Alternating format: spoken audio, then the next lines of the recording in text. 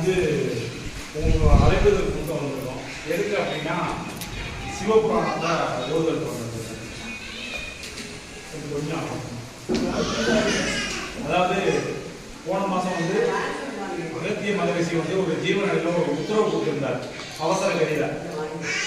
எதுக்கு அப்படின்னா இந்த உலகத்தில் வந்து ராகுங்கிற கிரகம் பூமியோட பெரியது, அது வந்து பூமியை நோக்கி வந்துகிட்டு இருக்கு. இதனால வந்து சித்திரை மாசத்துக்கு மேலே அழிவுகள் வந்து ஸ்டார்ட் ஆயிடுச்சு. கொத்து கொத்தா மனிதர்கள் இறப்பாங்க.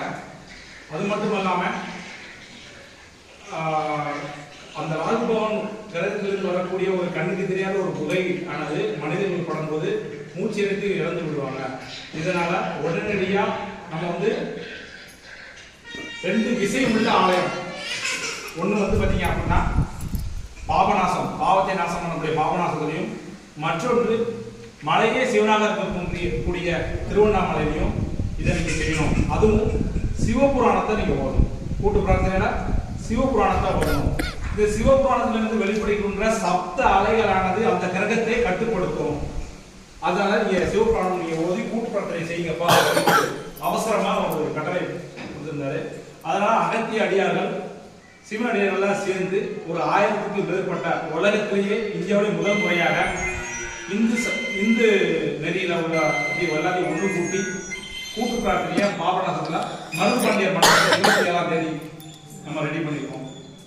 அங்க வந்து பாத்தீங்க அப்படின்னா 3 வேளை சாப்பிட்டு உணவு தங்குமடம் எல்லாமே முதல் நாள் வந்தா கூட தங்குமடத்தையும் அரேஞ்ச் பண்ணிருக்கோம். இந்த வேலையில நடக்கு.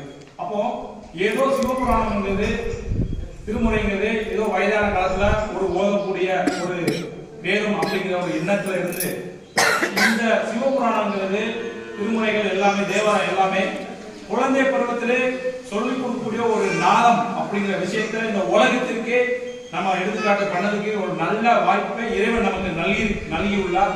இதுக்காண்டி உலக சேமத்துக்காண்டி ஜெபிக்கிறதுக்காண்டி நம்ம அனைத்து சிவனடியார்களும் பாதங்கள் தொட்டு வருக வருக என நம்ம அவங்க எல்லாத்தையுமே அழைக்கின்றோம். எல்லா சிவனடியார்கள் ஆன்மீக அன்பர்கள் எல்லா பக்த குறைகளும் அங்க வந்து இந்த உலகத்துக்காண்டி இந்த சிவபுராணத்தை நம்ம படிக்க போறோம். சரிங்களா? 27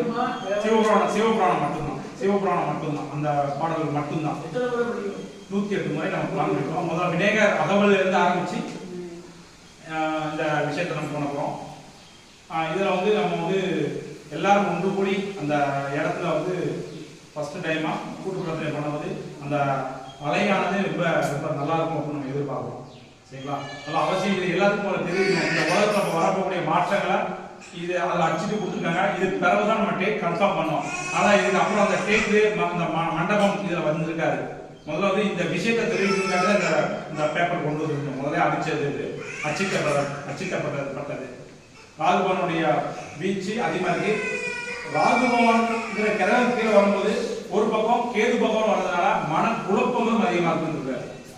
அதுல இன்னொரு உபயம் நல்கி இருக்கிறாரு. என்ன சொல்லிருக்காருன்னா, நீங்க உலகத்துக்காண்டி ஜெபிக்கும் பொழுது இந்து மார்க்கத்துல வந்து பாத்தீங்கன்னா சித்திர புள்ளர்கள் சொல்லுவாங்க, இஸ்லாமியர்கள் வந்து ஜின் சொல்லுவாங்க, கிறிஸ்துவ மக்கள் வந்து பாத்தீங்கன்னா தேவ தூதர்கள் சொல்லுவாங்க, ஆங்கிலர்கள் வந்து ஏலியன்ஸ் சொல்லுவாங்க.